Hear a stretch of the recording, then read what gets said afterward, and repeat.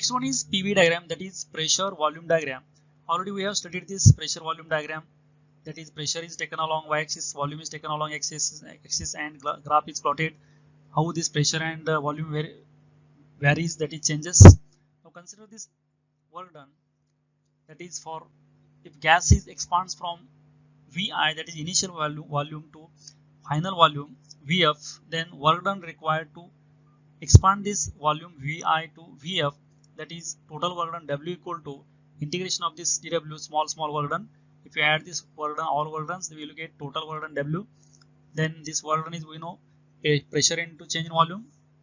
This is the work done total. Integral represents the work done in changing the volume of the gas. If gas volume is changing, then what is the work done required? This work done we can calculate using this expression. हे जे expression आहे याच्यावरून आपण जे जो gas expand होतोय ते expansion होण्यासाठी लागणारा वर्क डन जे आहे, लागणारे जे कार्य आहे ते कार्य काढण्याचं हे इंटिग्रेशन आहे. The area under the curve PV curve also represents the work done in this process. आपण जर जो कर्व काढतो PV डायग्राम, त्याच्या जे खाली एरिया असतो, एरिया अंडर दिस कर्व, दिस रिप्रेझेंट्स वर्क डन. तर आपण ग्राफिकली वर्क डन पण काढू शकतो, इंटिग्रेशन पण आपण वर्क डन काढू शकतो. म्हणजे जो गॅस एक्सपांड झालेला आहे त्या एक्सपान्शनचं वर्क डन जे आहे हे वर्क डन आपण इंटिग्रेशन प्लस PV डायग्रामच्या ग्राफनं पण काढू शकतो. For expansion of the gas, pressure of the gas decreases. The work done by the gas in this case is positive because the volume of the gas increased. If pressure decreases, volume increases at constant temperature. Because in this case, this work done is positive because here volume is increased. If we plot this graph of this volume and pressure, then in this case at first position volume is V1, pressure is P1. Then as this volume increases, pressure decreases up to 2.2. At point 2 volume becomes V2 and pressure becomes P2. या diagram मध्ये graphical diagram मध्ये दाखवलेला आहे. First position पासून pressure P1 होतं, volume V1 होता, तिथून volume जसा वाढत चाललाय तसं प्रेशर कमी झालेलं आहे up to second point. Diagram मध्ये दुसरा पॉईंट दाखवला तिथपर्यंत, आणि त्या ठिकाणी सेकंड पोझिशनला व्हॉल्यूम V2 झालेला आहे, प्रेशर P2 झालेला आहे. आणि याच्यामध्ये वर्क डन जे आहे हा वर्क डन पॉझिटिव्ह असतं. आणि हा जे कर्व आहे A first 1 point to second point, first point to second point, हा जे कर्व दाखवला आहे एरो मार्कनं, या कर्वच्या खालचा जे शेडेड एरिया आहे, शेड केलेला एरिया, हा शेड केलेला एरिया म्हणजेच काय असतं, त्या सिस्टीम मध्ये झालेलं वर्क डन असतं. एरिया अंडर दिस curve gives work done.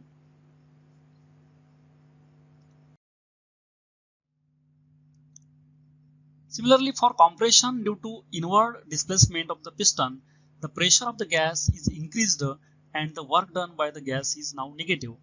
Now similar case, जसं आपण पहिल्या केस मध्ये ग्राफ प्लॉट केला तसं आपण काय केलं, कॉम्प्रेशन साठी हा ग्राफ प्लॉट केला.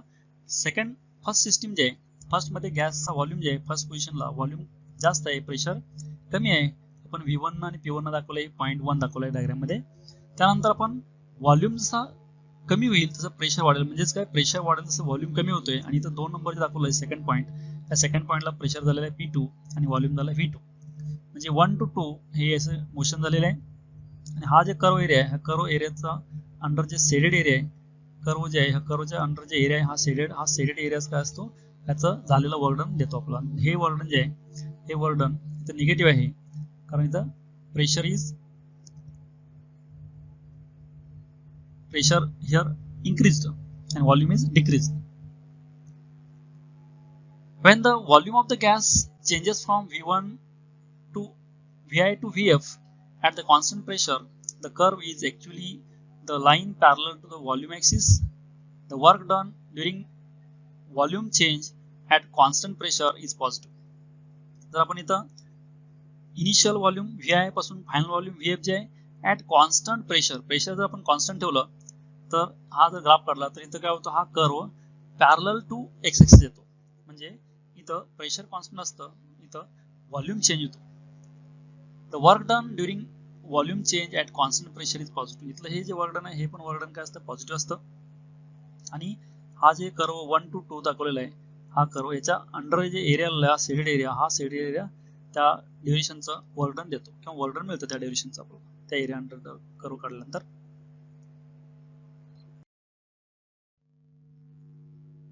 When the volume is constant in any thermodynamic process, the work done is zero because there is no displacement. Volume ज्यावेळी कॉन्स्टंट असतो त्यावेळी डिस्प्लेसमेंट नसतं, पिस्टन मूव्ह होत नाही, त्यामुळे तिथं वर्क डन 0 असतं.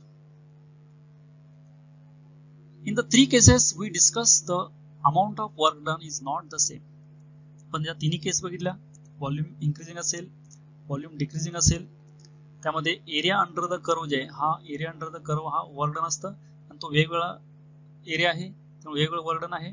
त्यामुळे या तिन्ही केसमध्ये amount of work done is not same. तिन्ही केसमध्ये वर्क डन सेम नाही आहे. The work done by the system depends only on the initial and final state, but also on the intermediate state, that is on the path along which the change takes place. त्यामुळे आपण ह्यावरनं आपण असं conclusion काढू शकतो की work done जे आहे हे फक्त इनिशियल आणि फायनल पॉईंट याच्यावरच डिपेंडंट नसून तर ते इंटरमिडिएट स्टेट जे आहेत कसं पाथ मूव्ह झालाय त्याच्यावरती पण डिपेंड असतं, हे वर्क डन आहे.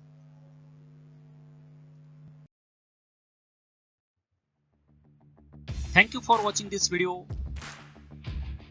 Keep watching videos and don't forget to subscribe, like and share.